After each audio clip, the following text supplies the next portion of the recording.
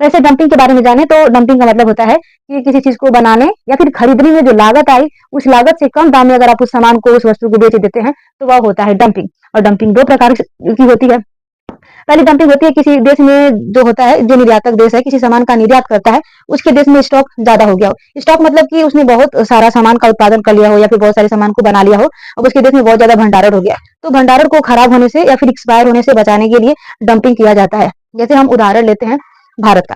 देखिए, आपको पता है कि भारत एक कृषि प्रधान देश है और भारत बहुत सारा टमाटर का, बहुत सारी फसलों का, कृषि उत्पाद की बहुत सारी चीजों का विदेशों में निर्यात करता है। लेकिन हम यहाँ पर उदाहरण लेते हैं टमाटर का। भारत में ऐसे बहुत सारे किसान हैं जो कि बहुत सारी फसलों को उगाते हैं। लेकिन हुआ क्या कि भारत में बहुत सारे टमाटर की खेती हो गई और प्रति केजी टमाटर उगाने पर भारत को लागत आई, भारत के किसानों को लागत आई है 8 रुपए। ठीक, अब होता क्या है कि भारत के जो किसान है वो प्रति केजी टमाटर को 10 रुपए के हिसाब से विदेशों में बेचते हैं, यानी कि प्रति केजी टमाटर पर भारत के किसानों को 2 रुपए का फायदा हुआ।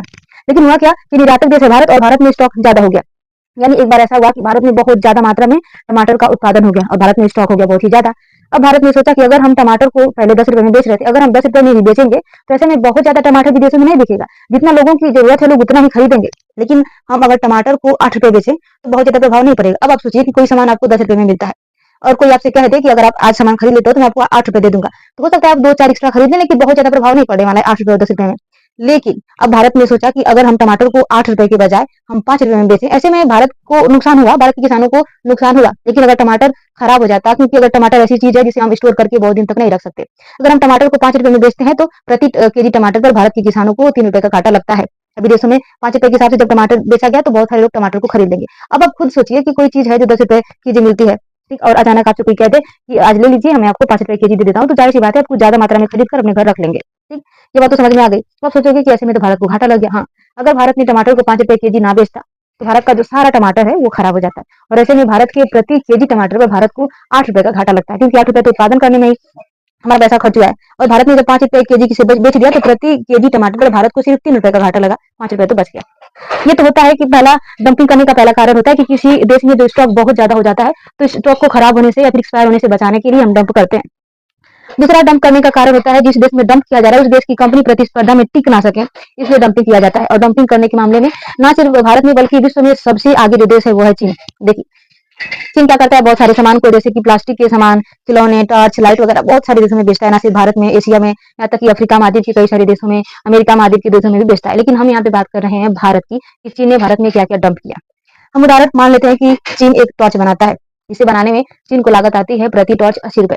अब चीन क्या करता है कि भारत अपने देश में यानी कि चीन में उस टॉर्च को 100 रुपए में बेचता है, यानी कि प्रति टॉर्च पर चीन को 20 रुपए का फायदा होता है। ठीक, अब भारत ने दिमाग लगाया, क्योंकि ऐसा थोड़ी है कि टॉर्च सिर्फ चीन में बनती है, भारत में भी बहुत सारी कंपनियां हैं जो कि टॉर्च बनाती हैं।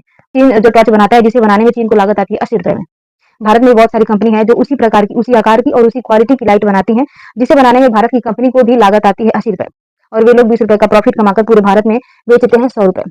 अब चीन ने दिमाग लगाया और क्या सोचा कि हम अपने देश की जो टॉर्च है उसे हम भारत में डंप करेंगे, यानी कि चीन को बनाने में लागत आई 80 रुपए और चीन सोचा कि अब हम भारत में इस टॉर्च को बेचेंगे 50 रुपए में। तो आप सोचोगे तब तो फायदे की बात है ना, कोई देश है जितना में बनाता है उस सामान को उससे कम दाम में अगर हमें बेच दे तो हमें फायदा होगा।